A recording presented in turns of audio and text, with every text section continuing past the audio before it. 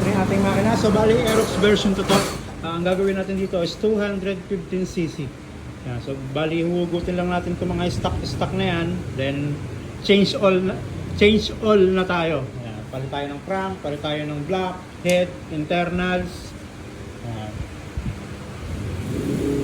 So mabilis lang to, hugot, bibiyakin lang natin, then lilinisin yung shell, tapos kabit na yung kabit na yung bagong crank. Ayan. Ayan, nabiyak na natin ating makina. So lilinisin na lang yan. Then habang nililinis yan, mag-unbox tayo. Ito ang ating pyesa. Kakadating lang. Ayan o, si boss.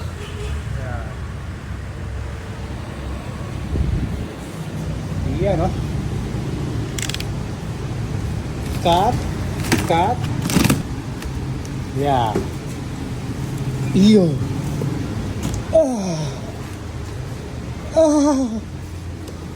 Yeah. So ito ang kanyang pyesa. Ayan. TSMP plus 4 crank, 36mm sa ating throttle body, RC Mini X light, JBT 2023 na head. Ito yung kanyang cover na gagamitin, aluminum. JBT 66mm. Ayan. Brother. BRT. Ay, ito na yung ating crankinings. Dahan-dahan lang.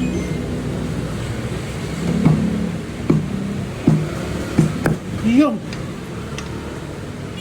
Then langis. Ayan, langisan nyo lang yan para pondo, para unang andar nya may lubrication na siya. Ayan, pati yung butas na ito yung sa pin. Ayan. Para magkaroon ng langis yung kanyang pin. Alright, so pwede nang isara to. Then dire-diretso na. Passing! You close this. Close this. So yan, kikiligtas lang muna natin. Pag ito nakalusot, next natin is susukatin natin yung CR. Pagka naka-dome na ganyan, medyo nahihirapan ako mag-manual na sukat ng CR. Ang gagawin natin, isasarado natin yung makina.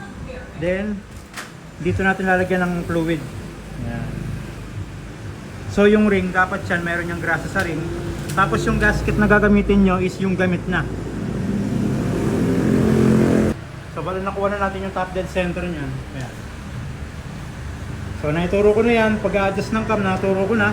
So wala na akong maituturo sa inyo. Bahala na kayo mag-aral, mga putang ina. Hindi pala. Murahin natin yung buong Pilipinas para lahat na kayo. Ayan, putang inang Pilipinas. Ayan, kasama na kayong lahat doon. Salin.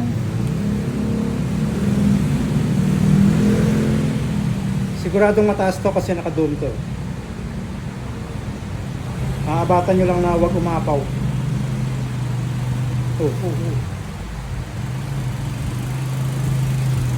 Ayan, so bali konting-konti pa sa dulo lang ng thread. Gapatak. Ayan. Bali 16.7 yung unswept volume.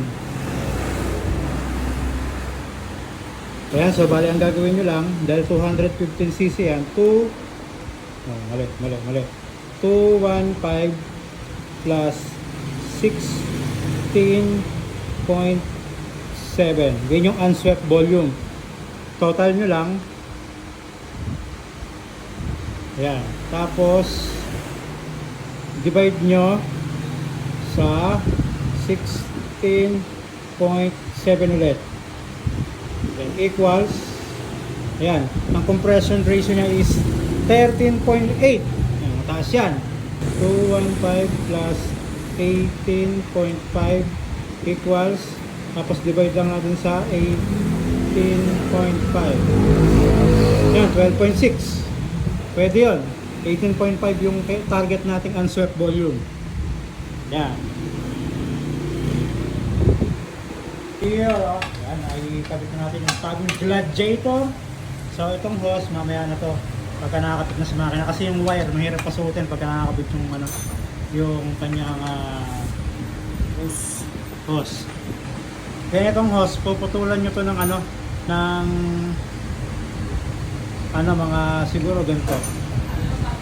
Kasi pagka kinabit nyo ng full length na to, parang baling-balik. Yeah. Yan yung sobra haba niya.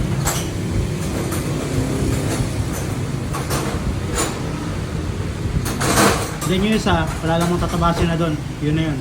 Ito lang talaga sa ibabaw. Yala, it's alive! It's so silent thing! Bali na i-blip na natin to.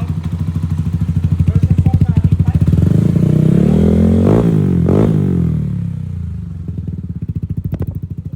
Then sa rubber natin, JBT 36mm sa ating throttle body. Medyo kumakalapak yung panggilid. Tapos JBT head, JBT black 66mm 2023. DRD, yung ating radiator, naka-plus core. Nakakabit na yung ating sensor.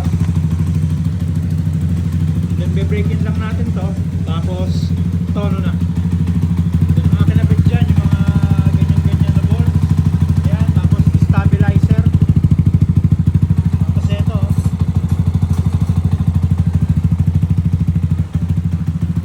Tapos nagpalit tayo ng mga hose.